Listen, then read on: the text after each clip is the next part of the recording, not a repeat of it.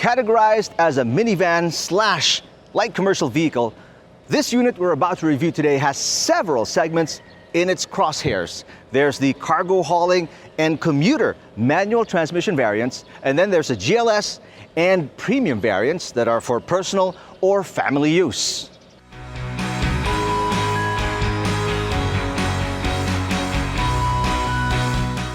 For now, we focus our attention on the range-topping 2023 Hyundai Staria 2.2 CRDi Premium all-wheel drive.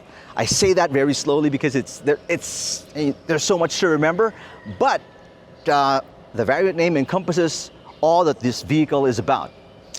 In terms of price, it is more affordable than the Super Grandia Elite. Well, definitely the price a lot lower than your Alphard, than your V-Class. It's also more affordable than the Carnival and the GN8, but it's a little bit more expensive than the G10. I know just by looking at it, you're all excited to see what this vehicle is all about, so come with me as I give it a full once-over. Now, Hyundai says this fluid front-to-back curve takes after the halo that illuminates the earth when the sun is rising. I know it sounds like a lot, and it sounds fancy as well, but it's this front fascia that's still one of my favorite parts of the body. I mean, take a look at this grille pattern and the striking color that makes it so eye-catching. And then there's the cube-type full LED headlamps and the daytime running lamps that run along the front. Now, when viewed from the side, take a look at the daylight openings. It's almost as wide as the body panel. So if you're a second or third row passenger, you get that sort of VIP vibe. Now, I usually don't highlight rear features so much, but I will make an exception for the Staria, if only for its parametric pixel LED rear combination lamps, the hidden rear wiper that helps maintain its really clean look. It also has a rear spoiler with a high mount stop lamp, LED fog lamps, and a power tailgate. If I was judging a beauty contest, this candidate definitely gets a 9.8 out of 10 for the evening gown and swimsuit categories. I even like its shoes. It wears 18-inch tinted brass alloy wheels. I only take points off, to be honest, because it has only 3 colors available, so very limited. And that's me being very, very critical because it's so hard to find fault with this body. I mean, look at it. For me, it is the only vehicle that deserves to use the words van and stylish in the same sentence.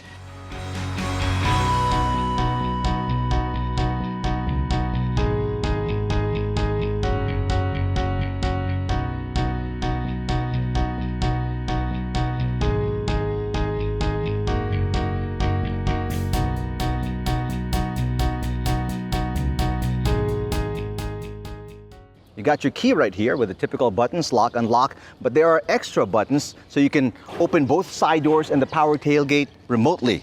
Now, since this is a smart key, you don't actually even have to touch it. Keep it in your pocket, click this button to unlock all doors, pull on this handle, and the side doors automatically slide open.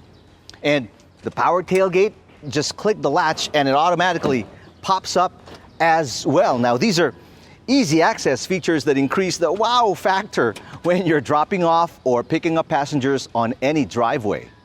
Now, the cockpit is mostly plastic with a rather dull gray color.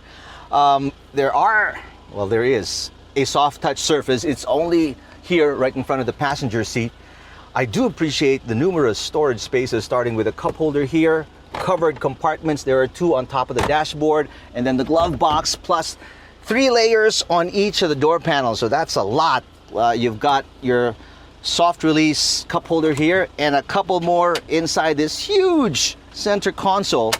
If you look at the entire dashboard, you'll notice that the air vents mimic the daytime running lamps in that they form a straight line. It's only broken in the middle by the center stack with a piano black surface. Here you've got your 8-inch infotainment touchscreen with wireless Apple CarPlay, wireless Android Auto, Bluetooth, audio streaming.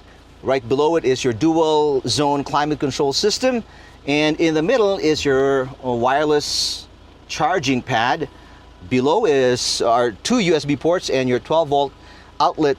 And right here, one of my favorite parts when I'm driving, the push button gear selector makes it easy to drive. In front of the driver, you've got this compact leather steering wheel, multi-function steering wheel. You've got your cruise control buttons, paddle shifters. Right over there is your tablet-like 10.25-inch TFT LCD instrument panel. My favorite feature here is when you use your turn signals, the speedometer turns into, gives you the view of your blind spot on the left, and you don't even lose your speedometer as well because it turns digital and still tells you your speed. Same with the tach. It turns into your display right blind spot, plus the RPM, you see it in digital form.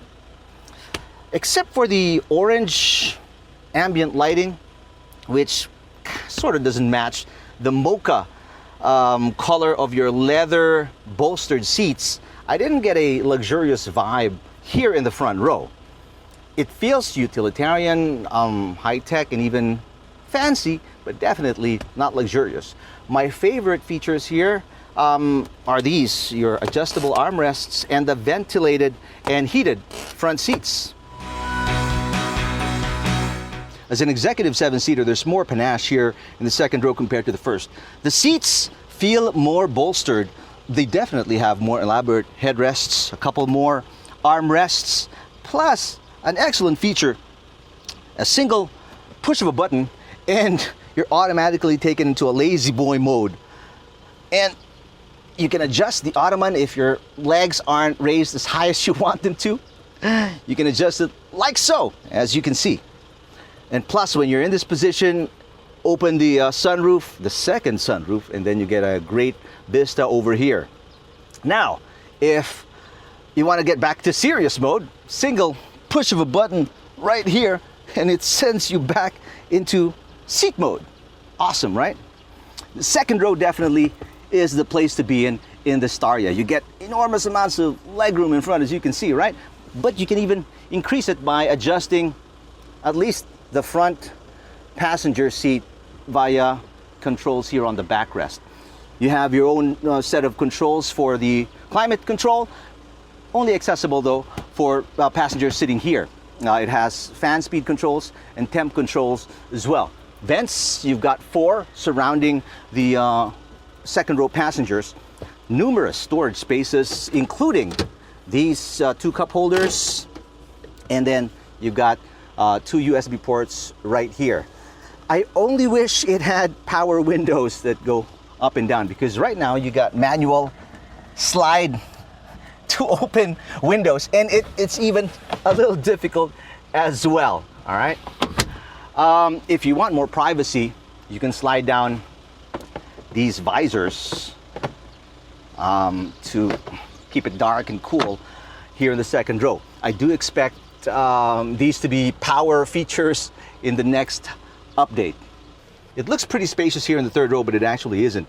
We shifted the 2 captain seats forward and created about a foot extra space for legroom here so I can do the spiel. This 3-seater is more bench type.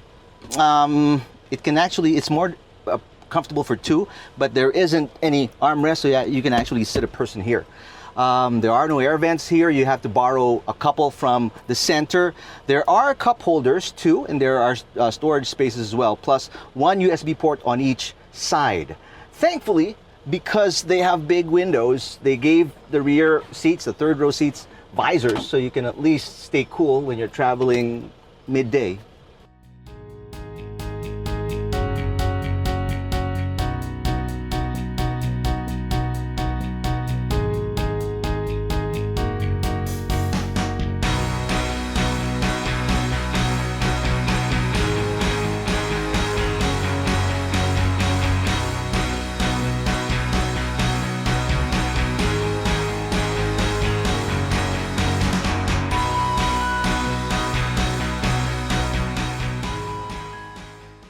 Like all Starias, it has a 2.2-liter 4-cylinder diesel engine with common rail direct injection. It makes 177 PS and 430 Newton-meters of torque, sending it to all wheels via an 8-speed automatic transmission.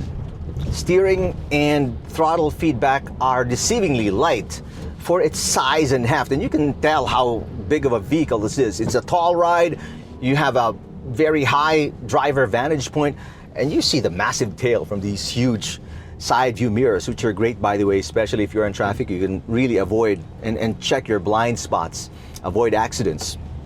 Overtaking is easy if you're not in a hurry, if you're not really pushing it. If you put pedal to the metal, so to speak, don't expect much from the small displacement engine. There will be a bit of lag as you wait for the boost to kick in from the turbocharger. Now, I was expecting an Alphard-like ride because of how I see both these models as a match in terms of a few of the amenities and the styling, but after 7 days and more than 400 kilometers for the vehicle, I would have to say the ride comfort is a little better than the Super Grandia Elite, and definitely not Alphard-like. It gets off the humps just a little gentler than the Grandia and does a better job of hushing harshness when the roads get rough. Now, like all modern vehicles, it is replete with safety features. I mean, you name it, it has it. But two of my favorites include cruise control with smart stop and go, which is just a fancy term for adaptive cruise control. It has lane keeping assist and a couple of alerts. One is it tells you when you've been driving for too long, like take a break. And another is when you've loosened your grip on the steering wheel. Speakers, it has about 6 Bose speakers. I would prefer it to be tuned more optimally for a cabin this big because the sounds seem a little faint at high speeds, but other than that, audio is okay. I love the ride. My long drives with it, it accelerates elegantly because of the the all-wheel drive, and it is graceful in the city or on the highway, and a very stable ride as well. So if there's such a thing as a driver's van, this comes pretty close to it.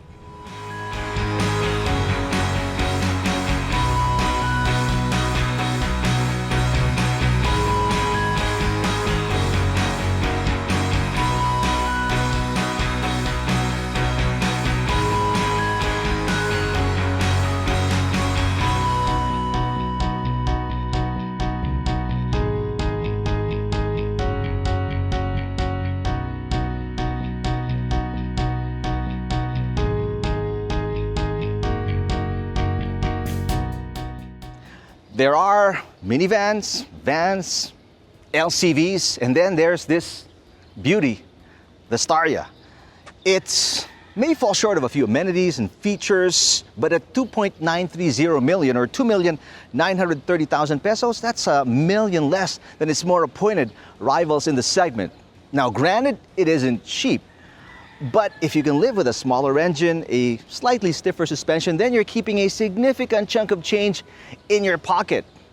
The 2023 Hyundai Staria 2.2 CRDi Premium all-wheel drive poses an intriguing proposition in the executive people mover segment. So if you're in the market, keep this in your shortlist. I'm Eric Tipan from AutoIndustriya.com.